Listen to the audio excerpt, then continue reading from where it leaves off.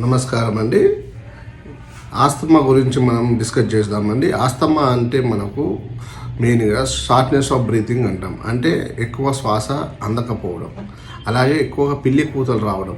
మనం night time పడుకున్నా కానీ, అలాగే మనకు మధ్యాహ్నం కానీ టైంలో పడుకున్నప్పుడు కానివ్వండి, మనము నోటి నుంచి గాలి తీసుకుంటాము. వాటితో పాటు మనకు విపరీతమైన దగ్గు, అంటే కొంతమందిలో పొడి దగ్గు ఎక్కువగా ఉంటుంది, దానిలో పాటు ఆయాసం ఎక్కువగా ఉంటుంది. అలాగే వాళ్ళకు శ్వాస తీసుకోవడం చాలా ఇబ్బందికరంగా ఉంటుంది. వాళ్ళకి ఎక్కువ ఇన్హేలర్స్ వాడుతుంటారండి.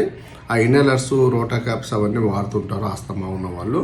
కానీ మనకు హోమియోపతిలో మీరు ట్రీట్మెంట్ తీసుకుంటే మంచి రెమెడీస్ ఉంటాయండి. కొన్ని రకాల మందులు ఉంటాయి ఆస్తమాకు. అది ఎట్లా అంటే మళ్ళీ ఇన్ ఫ్యూచర్ మళ్ళీ మీకు భవిష్యత్తులో ఈ ఆస్తమా అనేది రాకుండా మన హోమియోపతి మందుల ద్వారా పూర్తిగా మీకు న్యాయం చేయొచ్చండి. నమస్కారం అండి.